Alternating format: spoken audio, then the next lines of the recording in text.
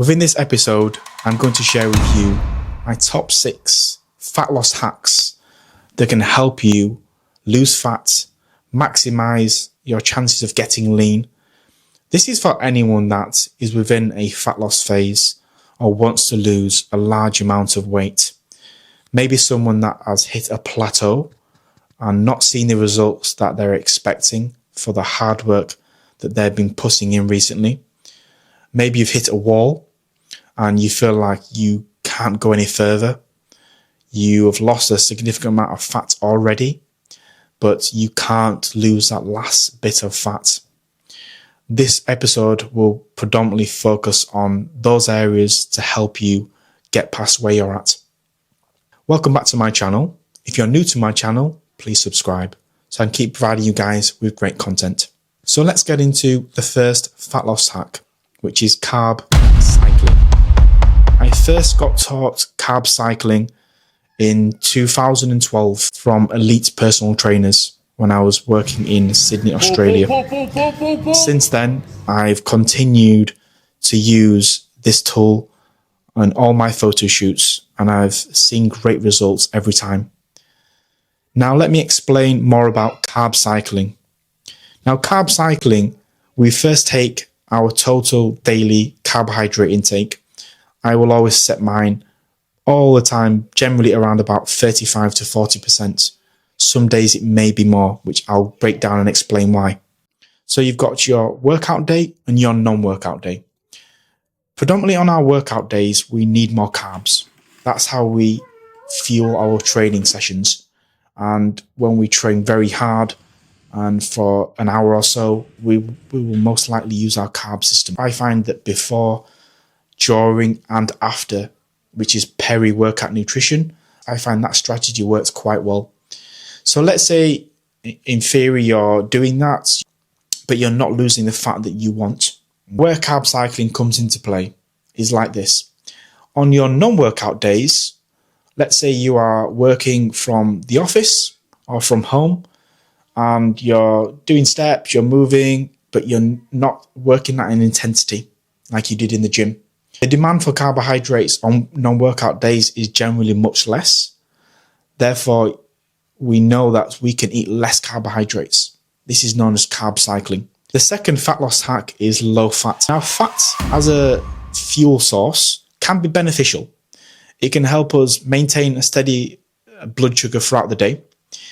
It can provide us texture and taste to our food. So going low fat can definitely be challenging for sure. As a tool, is difficult. However, it can be beneficial because we know that fat has the most calories per gram, which is 9, versus protein and carbs, which has only 4 calories per gram. So if a person is, let's say, consuming 3,000 calories a day and they're really struggling to lose fat and they don't want to pull back on their carbs or protein to manage their training and their muscle recovery purposes, which is fair enough. Because as we mentioned before, carbohydrates as a fuel source is important. We know protein as a macronutrient is important for muscle maintenance and recovery. And if a person is in a fat loss phase, we want to maximize as much muscle maintenance as possible. We don't want to lose any. Therefore, pulling back on your carbohydrates and protein may be detrimental. So this is how practically it would work. You would reduce your fat intake for every one of your meals by just a touch. This will mean that you can still have some fat within your meals. So bear in mind, you'll have to be more mindful of the foods that you eat.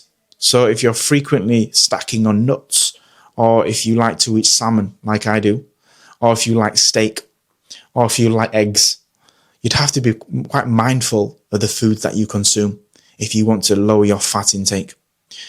So it will take a bit of practice. Give it a couple of weeks by reducing your fat intake for all of your meals. See how you get on. You may find that your weight loss does start to pick up again. Fat loss hack number 3 is one that you may be familiar with, particularly if you've been in a fat loss phase for a while. However, if you're just starting out, you may not be familiar. Now, that is strength training. Strength training, we know as a tool, can be highly beneficial. When we do a strength training session, we burn calories within that workout if we're doing a compound workout. But the best part about strength training is this: we build new muscle tissue, which boosts our metabolic rate, increases our metabolism. Therefore, over a period of weeks or months, your metabolism gets faster, meaning you can burn off more calories at rest or through exercise. Now, if you're just doing cardio for your workouts as a way to burn fat, which is a common habit that I see, and no strength training or very little, or you're doing strength training but you're not doing any compound training, the amount of muscle that you may be losing could be high, and you're not probably gaining any new muscle. So therefore your metabolism may not get quicker. You may not get the benefits of a faster metabolism compared to someone that's doing regular strength training and some cardio. So strength training as a fat loss tool is one that I'd highly recommend. So this is how I would probably practically work it into your training week. You do 3 full body strength training sessions. Take a look at one of my episodes that I have on my channel. You will see a full body strength training workout that I take you through from start to finish. Then you may do some cardio on top of your workouts. Check out my body recomp episode where I talk about the balance between strength training and cardio. Now, therefore, you'd get the benefits of both worlds, strength training and cardio. Fat loss hack number 4 is calorie cycling. Now, we know that the calorie intake that we consume throughout the day will govern if we lose fat or if we gain weight. Therefore, you have to be very mindful of the amount of calories that you're consuming. Now, a great tool that you can use for fat loss is calorie cycling. I've used this tool many times and I still do to this day. Now, how this would generally work is, let's say you've tracked your total calorie intake for the day and you've consumed 2,500 calories, and you do that for 3 days in a row and you don't lose any weight. Well, it could be the fact that you're eating 2,500 calories every day. And as I mentioned before, non-workouts to workouts carb intake needs to differ. It's the same with calories. We need to eat less calories on our non-workout days as we do on our workout days. So let's say we've eaten 2,500 calories on our workout days. The next day, if we're not working out, in theory, we could pull our calories back to about 2,000. Now, that will put you into a bigger calorie deficit and you'll probably be hungrier, you'll crave a bit more, but it will give you probably a higher chance of losing fat. Fat loss hack number 5, fasting. Now, fasting, I've done many times before within my fat loss phases. I've played around with long fasts, such as, let's say, 18 to 19 hour fasts, and short fasts, let's say 8-hour fasts. Now, fasting can be a great tool to maximize your chances of losing weight and fat. Now, how fasting normally works is this. We would generally fast anyway when we're asleep. So if we're asleep for 8 hours, we would generally fast for 8 hours. Now, most people, when they get up in the mornings, would have something to eat. So they're breakfast. So that's when the fast would generally get broken. However, we know that the body will then start to use the energy that you give it. So if you get up in the morning and you have some scrambled eggs on toast, so the body will stop losing fat at that instance when you start eating something. Therefore, we know that if a person does eat first thing in the morning, that stops their fat loss immediately.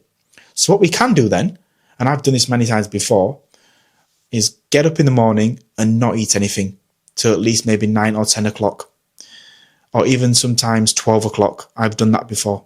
So I fasted for 16 hours and I've eaten over an 8-hour window. Now, again, this does take a bit of practice, particularly if you've always had a habit of eating first thing in the morning, which I always did.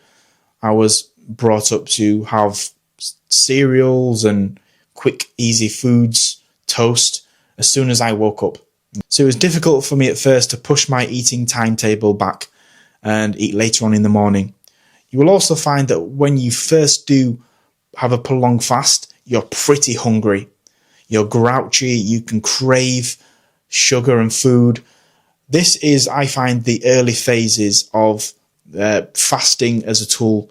The body will try to get you to want to eat something, but we know that it's because it's been getting food regularly at that time. So it's only a habit that's been built. So fasting, you have to create a new habit and a new timetable. So the main benefit, I'd say, of fasting is this.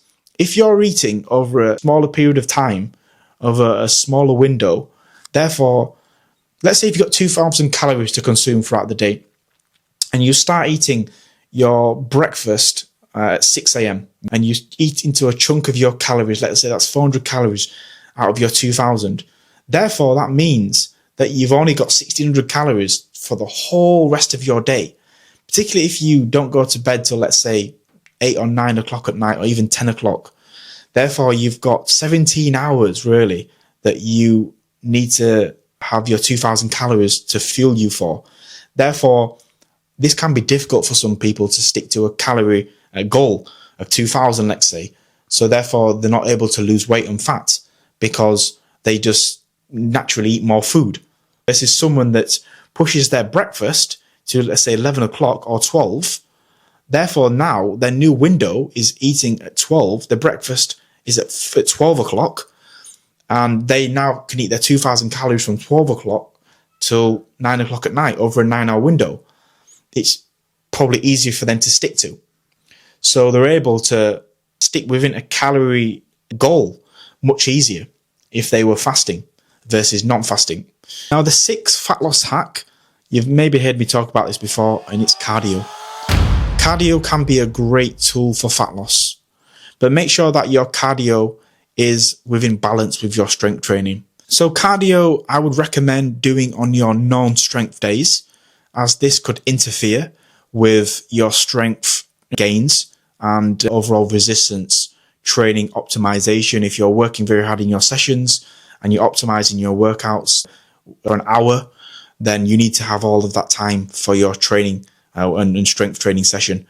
But cardio would be great on a non-workout day. So as a tool, it can be highly beneficial. Start off with setting a step goal. You'll find that doing 10K steps per day is easier to do than trying to go out running 3 or 4 times a week, because it's intense and you may not have to do a significant amount of it. You can do 30 minutes of HIIT training once a week. You could also do some steady state cardio as well. So I like to go out cycling on my bike. I like to go out running sometimes, maybe for 30 or 40 minutes at steady state. And again, that's a great way to just have a good balance of cardio intensity, so you're not burning yourself out. Because the last thing you want to do is just try to do too much cardio and you may get burnt out, which I've found in the past before. So trying to do too much sometimes can be a detriment to your overall performance and well-being. So there you have my top 6 fat loss hacks. I hope you found those beneficial. If you have any questions, I'll leave my email in the show notes. Feel free to email me. I can go into more depth. Also, if you want to leave a comment, feel free to comment and I can reply. Please comment, please like and share. That would be highly beneficial. And also, if you haven't already, please subscribe. And I wish you all the best of luck with your fat loss phase and have a great day.